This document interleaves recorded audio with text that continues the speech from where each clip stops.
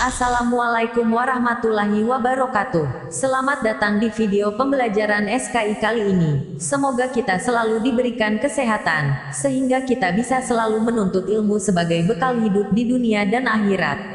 Baik anak-anak, sebelum kita mulai pelajaran hari ini, mari kita awali dengan bacaan basmalah bersama. Semoga kita diberikan ilmu yang bermanfaat. Bismillahirrohmanirrohim. Syekh Abdur Rauf As-Singkili. Nama aslinya adalah Abdur Rauf Al-Fansuri yang lahir di kota Singkil. Beliau adalah orang pertama kali yang mengembangkan tarekat Syatariah di Indonesia. Sekitar tahun 1640, beliau berangkat ke tanah Arab untuk mempelajari ilmu-ilmu keislaman. Abdur Rauf As-Singkili pernah bermukim di Mekah dan Madinah. Ia mempelajari tarekat Syatariah dari gurunya yang bernama Ahmad Kusasi dan Ibrahim Al-Qurani. Kemudian, Abdur Rauf As-Singkili pernah menjadi mufti kerajaan Aceh ketika diperintah oleh Sultanah Safiatuddin Tajul Alam. Abdur Rauf As-Singkili memiliki sekitar 21 karya dalam bentuk kitab-kitab tafsir, hadits, fikih, dan tasawuf.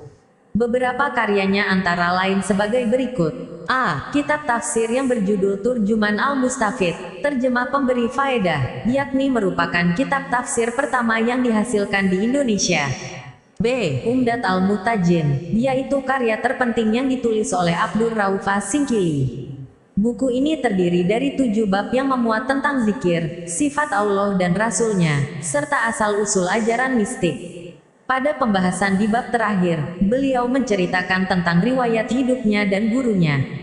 C. Mirat et-Tulab fi Tahsil Marifah Ahkam Asy Syariah li Al-Malik Al-Wahhab, cermin bagi penuntut ilmu fikih untuk memudahkan mengenal segala hukum syariat. Kitab ini memuat berbagai masalah mazhab Syafi'i yang merupakan panduan bagi para kadi. Abdur Rauf As-Singkili meninggal di Aceh. Beliau dikenal dengan sebutan Tengku Syah Kuala. Sebagai penghargaan masyarakat Aceh kepada perjuangan beliau, maka namanya dijadikan sebagai nama perguruan tinggi di Aceh, yaitu Universitas Syah Kuala. Kampus ini didirikan pada tahun 1961 di Banda Aceh. Syekh Muhammad Arsyad Al-Banjari. Muhammad Arsyad Al-Banjari lahir di Lok Gabang, Martapura, Kalimantan Selatan pada tahun 1710. Beliau lahir dari pasangan Abdullah dan Siti Aminah. Setelah wafat, beliau dikenal dengan sebutan Datuk Kalampayan karena dimakamkan di desa Kalampayan. Ketika masih kanak-kanak, beliau diadopsi oleh Sultan Tahlilullah untuk dididik secara tuntas.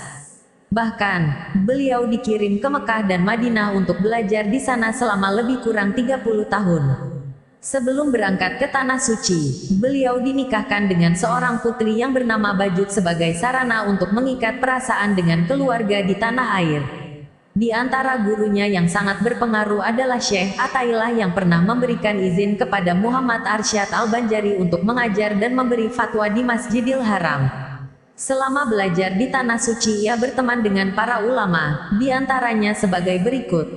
A. Syekh Abdus Samad Al-Palimbani. B. Abdul Wahab Bugis dari Makassar yang kemudian menjadi menantunya, dinikahkan dengan Syarifah binti Muhammad Arsyad Al-Banjari. C.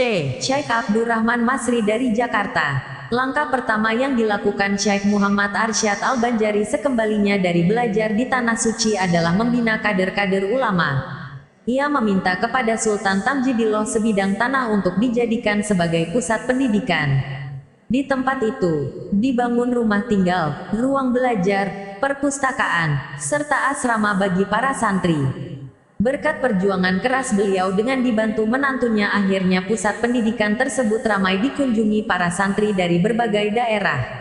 Tempat tersebut hingga saat ini dikenal dengan nama Kampung Dalam Pagar. Sebab para santri yang belajar dilarang meninggalkan tempat tersebut tanpa izin. Muhammad Arsyad Al-Banjari juga aktif menulis buku. Di antara karyanya yang terbesar adalah kitab yang berjudul Sabilul Mutadin, Jalan Orang yang Mendapat Petunjuk. Karena keilmuan beliau yang luar biasa, Muhammad Arsyad Al-Banjari mendapat julukan Matahari Agama dari Banjar. Baik anak-anakku sekalian, demikian tadi telah kita ikuti bersama video pembelajaran sejarah kebudayaan Islam kali ini. Semoga bermanfaat bagi kita semua. Amin amin ya rabbal alamin. Dan akhirnya apabila ada kesalahan, saya mohon maaf yang sebesar-besarnya.